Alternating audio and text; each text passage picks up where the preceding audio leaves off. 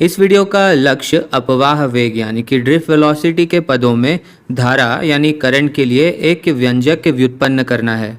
अब आप पूछ सकते हैं कि अपवाह वेग क्या है, तो हम संक्षेप में इसे दोहरा देते हैं। हमने देखा है कि धातुओं में मुक्त इलेक्ट्रॉन जो होते हैं, फ्री इलेक्ट्रॉन जो होते हैं, वे तापीय ऊर्जा यानी कि थर्मल एनर्जी की वजह से अत्यधिक गतिमान होते हैं। अब बैटरी के बिना ये गति पूरी तरह से यादृच्छिक यानी रैंडम होती है और परिणाम स्वरूप बहुत सारी टक्करों के कारण ये कहीं भी एक दिशा में नहीं जा पाते, यानी हमें बैटरी के बिना कोई धारा नहीं मिलती, कोई करंट नहीं होता। लेकिन जब आप इसे एक बैटरी से जोड़ते हैं तो एक वैद्युत क्षेत्र स्थापित हो जाता है जो इलेक्ट्रॉनों को धनात्मक टर्मिनल की ओर धकेलने की शुरुआत कर देता है। अब आप देखेंगे कि इलेक्ट्रॉन धीरे धीरे और लगातार एक औसत स्थिर वेग के साथ धनात्मक टर्मिनल की ओर अपवाह करेंगे, ड्रिफ्ट करेंगे। इस औसत वेग को हम अपवाह वेग यानी ड्रिफ्ट वेलोसिटी कहते हैं और हम मान सकते हैं कि सभी इलेक्ट्रॉन समान वेग से चल रहे हैं। और अपवाह वेग को हमने पिछले वीडियोस में काफ़ी अच्छे से समझाया भी है, तो अगर आपको लगता है तो आप पिछले वीडियोस को फिर से देख सकते हैं। और चलिए, अब बड़ा सवाल यह है कि हम इस अपवाह वेग से धारा की गणना कैसे करें। तो हम कहाँ से शुरू करें? तो हमें लगता है कि हम धारा की परिभाषा को याद करके शुरुआत कर सकते हैं। हमने धारा को प्रति सेकंड बहने वाले आवेश यानी चार्ज की मात्रा के रूप में परिभाषित किया था। तो अब चलिए सोचते हैं कि धारा किस पर निर्भर करेगी। तो स्पष्ट रूप से ये अपवाह वेग जो है उस पर निर्भर करेगी। ये अपवाह वेग जो है Vd उस पर निर्भर करेगी। ऐसा इसलिए क्योंकि यदि ये संख्या, ये गति, इलेक्ट्रॉन का ये जो औसत अपवाह वेग है ये अधिक होगा तो हम उम्मीद करेंगे कि प्रति सेकंड अधिक आवेश प्रवाहित होंगे और इसलिए धारा जो होगी वो उच्च होगी। धारा का मान यानी करंट का मान जो होगा वो अधिक होगा। और कम अगर होगा तो कम का मतलब कम आवेश प्रवाहित होंगे, इसलिए कम धारा होगी। आपको क्या लगता है धारा और किस पर निर्भर करती है? शायद ये चालक यानी कंडक्टर के आयामों पर भी निर्भर करती है। तो चलिए उसे भी शामिल कर लेते हैं। तो मान लीजिए कि यहाँ ये क्षेत्रफल है और ये कौन सा क्षेत्रफल है? अनुप्रस्थ काट क्षेत्रफल यानी क्रॉस सेक्शनल एरिया है। हम इसे A कह देते हैं और मान लीजिए कि इसकी लंबाई जो है वो L है। एक और चीज़ जो शायद मायने रख सकती है वो ये है कि इस चालक में शुरुआत में कितने मुक्त इलेक्ट्रॉन्स थे। यदि बहुत सारे इलेक्ट्रॉन है तो उस एक सेकंड में बहुत सारे इलेक्ट्रॉन को गुजरते हुए हम देखेंगे और धारा उच्च होगी। तो ये भी मायने रखता है कि चालन के लिए उपलब्ध इलेक्ट्रॉनों की संख्या क्या है। तो चालन के लिए कितने इलेक्ट्रॉन्स उपलब्ध है, इस मान को हम संख्या घनत्व यानी नंबर डेंसिटी के रूप में समझ सकते हैं। तो मान लीजिए कि इलेक्ट्रॉन घनत्व, इलेक्ट्रॉन डेंसिटी n है और इसका मतलब ये है कि ये संख्या आपको बताती है कि प्रति मीटर क्यूब कितने इलेक्ट्रॉन्स है, कितने मुक्त इलेक्ट्रॉन है। ठीक है, जब हम यहाँ इलेक्ट्रॉन कहते हैं तो हमारा मतलब है कि चालन के लिए कितने मुक्त इलेक्ट्रॉन उपलब्ध है। ऐसे इलेक्ट्रॉन्स भी होते हैं जो मुक्त नहीं है, वे परमाणुओं से बंधे हुए होते हैं, लेकिन हम यहाँ पे किसकी बात करें? मुक्त इलेक्ट्रॉन्स की। तो अगर n मान लीजिए 1000 था तो इसका मतलब है कि हर मीटर क्यूब में चालन के लिए 1000 इलेक्ट्रॉन्स उपलब्ध है। तो ये संख्या ये दर्शाती है। तो आप उम्मीद करेंगे कि n का मान जितना अधिक होगा धारा उतनी ही अधिक होगी। और चलिए आपको इसका वास्तविक मान भी बताते हैं। तो जैसे धातु या फिर जो सुचालक होते हैं उनमें इसका क्या मान होता है, हम आपको वो बताते हैं। तो आमतौर पर सुचालकों में कमरे के तापमान पर प्रति मीटर क्यूब में करीब करीब 10⁻29 मुक्त इलेक्ट्रॉन्स प्रेजेंट होते हैं और ये अविश्वसनीय रूप से बहुत ही बड़ी संख्या है। ठीक है, तो चलिए अब सोचते हैं कि हम धारा की गणना कैसे करेंगे। उसके लिए कैसे हम एक व्यंजक ज्ञात करेंगे।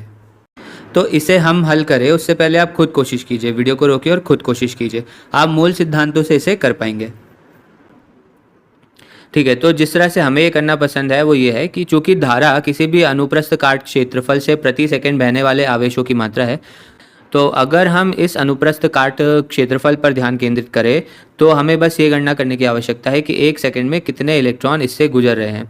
अगर हमें ये संख्या पता है तो हमें हमारी धारा मिल जाएगी, करंट मिल जाएगा। उदाहरण के लिए यदि हमें पता है कि एक सेकंड में 10,000 इलेक्ट्रॉन यहाँ से गुजर रहे हैं तो इसका मतलब है कि धारा 10,000 E के बराबर होनी चाहिए, क्योंकि प्रत्येक इलेक्ट्रॉन का आवेश कितना है? E। तो ये प्रति सेकंड कुल आवेश होगा, टोटल चार्ज होगा। तो क्या अब आप इस वीडियो को रोककर ये सोचने की कोशिश कर सकते हैं कि इस अनुप्रस्थ काट क्षेत्रफल से एक सेकंड में गुजरने वाले इलेक्ट्रॉनों की संख्या की गणना कैसे की जा सकती है? वो संख्या क्या होगी? सोचिए इस बारे में। तो चलिए हम साथ में करते हैं। तो हम इसे ऐसे करना पसंद करते हैं। हमें उन इलेक्ट्रॉन्स पर ध्यान केंद्रित करना पसंद है जो इस विशेष क्षेत्र के बहुत करीब है और इसके थोड़ा बाईं ओर है। ठीक है, तो चलिए हमने यहाँ पर ये जो पीले रंग से इलेक्ट्रॉन्स बनाए हैं इन पर विचार करते हैं। अब सभी इलेक्ट्रॉन दाईं ओर अपवाह कर रहे हैं, ड्रिफ्ट कर रहे हैं। तो एक सेकंड के बाद ये इलेक्ट्रॉन्स कहाँ चले जाएंगे?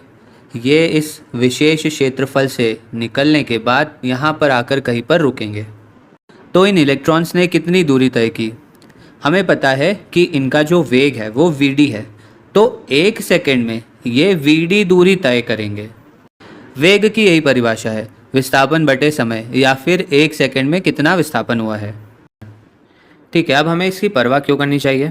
ऐसा इसलिए क्योंकि उसी समय में कुछ इलेक्ट्रॉन्स थे जो इस समूह के थोड़ा बाईं ओर थे और वे भी उस क्षेत्र से गुजरे और शायद यहाँ कहीं पर रुके। और इसी तरह कुछ अन्य इलेक्ट्रॉन थे जो इस समूह के थोड़ा बाईं ओर थे और वे भी उससे गुजरे और कहीं पर यहाँ पर रुके। तो इसका मतलब यह है कि इस छोटे आयतन, इस बेलनाकार आयतन में आपको जो भी इलेक्ट्रॉन मिलते हैं वे सभी इलेक्ट्रॉन 1 सेकंड में इस क्षेत्र से गुजरे होंगे।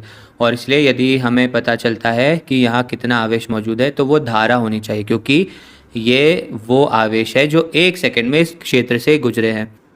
तो फिर से, अगर आपने पहले कोशिश नहीं की थी तो आप वीडियो को रोकिए और अब आप कोशिश कीजिए। आप ये निकालने की कोशिश कीजिए कि यहाँ कितना आवेश मौजूद है। ठीक है, तो हम कैसे गणना शुरू करें? तो हम पहले गणना करेंगे कि कितने इलेक्ट्रॉन्स है। तो हम ये कैसे करेंगे? तो हमें पता है कि 1 मीटर क्यूब में n संख्या में इलेक्ट्रॉन्स है, तो इतने मीटर क्यूब में कितने इलेक्ट्रॉन्स होंगे? तो हमें पहले ये जानना है कि कितने मीटर क्यूब है यहाँ पर। तो हम ये जानने की कोशिश करते हैं, तो हम आयतन निकालने की कोशिश करते हैं। तो क्या हम इस सिलेंडर, इस छोटे सिलेंडर के आयतन की गणना कर सकते हैं? हाँ, हमें पता है कि सिलेंडर का क्षेत्रफल a है और हमें पता है कि ये जो लंबाई है वो vd है। और ध्यान दीजिए ये सब 1 सेकंड में हो रहा है, तो हम बाकी सबको हटा देते हैं। तो अब हमें केवल इस पर ही ध्यान केंद्रित करना है। तो 1 सेकंड में इलेक्ट्रॉन द्वारा तय किया गया आयतन होगा a गुणा vd। और हमने आयतन की गणना क्यों की? क्योंकि अब हमें ये पता लग जाएगा कि कितने मीटर क्यूब है, और इतने मीटर क्यूब होंगे तो हम ये इसको इलेक्ट्रॉन से गुणा कर देंगे, मतलब n से गुणा कर देंगे। तो 1 मीटर क्यूब में n संख्या में इलेक्ट्रॉन है, तो इतने मीटर क्यूब को हम n से गुणा कर देंगे, तो हमें कुल इलेक्ट्रॉन्स मिल जाएंगे। तो इलेक्ट्रॉनों की संख्या, जिसे हम यहाँ हैश कहने जा रहे हैं, ये संख्या n गुणा इस मान के बराबर होनी चाहिए। क्या ये समझ में आ रहा है आपको? तो इतने सारे इलेक्ट्रॉन 1 सेकंड में इस क्षेत्र से गुजर रहे हैं। तो यहाँ आवेश क्या है? प्रत्येक इलेक्ट्रॉन पर आवेश E होता है, तो कुल आवेश का मान क्या हो जाएगा? E गुणा ये संख्या। तो कुल आवेश क्या हो गया? E गुणा इस संख्या के बराबर। तो ये हो गया N A गुणा VD, E गुणा N गुणा A गुणा VD। और ये कुल आवेश है, ठीक है, जो 1 सेकंड में यहाँ से गुजरा है। तो परिभाषा के अनुसार ये हमारी धारा है, ये हमारा करंट है। और हमें उम्मीद है कि आपको ये रटना नहीं पड़ेगा। आप देख सकते हैं कि ये कुल इलेक्ट्रॉन्स है और ये 1 सेकंड में इलेक्ट्रॉनों द्वारा तय किया गया आयतन है, और इसलिए ये 1 सेकंड में क्षेत्र से गुजरने वाले कुल इलेक्ट्रॉन्स है, और इसलिए ये 1 सेकंड में क्षेत्र से गुजरने वाला कुल आवेश है जो कि हमें धारा देता है। और ये समीकरण हमें बहुत उत्साहित करता है। आप जानते हैं ऐसा क्यों? तो अब इस चित्र को देखें, इसमें आपको एक ट्यूबलाइट दिख रही होगी। तो ये जो तार है वो इस ट्यूबलाइट तक करीब करीब 1 से 1.5 एम्पियर की धारा पहुंचाता है, धारा लेकर के जाता है। तो इस तार में कितनी धारा प्रवाहित हो रही है? 1 एम्पियर के आसपास। और अगर हम गूगल करें तो हमें इस तार का जो अनुप्रस्थ काट क्षेत्रफल है वो मिलेगा करीब करीब 10⁻⁻7 वर्ग मीटर। और जैसा कि पहले हमने उल्लेख किया, ये तार तांबे का बना है, तो इसलिए हमें इसका इलेक्ट्रॉन घनत्व भी पता है। ये करीब करीब 10⁻29 प्रति मीटर क्यूब होता है। और हमें ई का मान भी पता है। तो इसका मतलब ये कि अगर हम इन सभी मानों को यहाँ पर डालें तो हमें यहाँ इलेक्ट्रॉनों के अपवाह वेग का पता चल जाएगा। और हमें पूरा यकीन है कि आप इसे स्वयं भी कर सकते हैं। तो जब आप इसे करेंगे तो आपको लगभग 1 मिलीमीटर प्रति सेकंड का उत्तर मिलेगा। तो सिर्फ एक कलम और कागज के साथ अब हमारे पास तारों में इलेक्ट्रॉनों की गति की गणना करने की क्षमता है। और ये कितना आश्चर्यजनक है कि हम ऐसा कर सकते हैं। हमें लगता है आप भी अमेज होंगे ये देख करके। और अब ये एक बहुत ही दिलचस्प सवाल यहाँ पे उठाता है। इलेक्ट्रॉनों की गति को देखिए, ये मिलीमीटर प्रति सेकंड है, तो इसकी जो अपवाह गति है वो तो बहुत कम है। तो इसका मतलब है कि इलेक्ट्रॉनों को स्विच बोर्ड से हमारी ट्यूबलाइट तक जाने में तो घंटों लग जाएंगे, लेकिन फिर बिजली का प्रभाव लगभग तत्कालिक क्यों होता है? जैसे हमने यहाँ पर स्विच को ऑन किया तो ट्यूबलाइट तुरंत ही जल जाती है। ऐसा क्यों?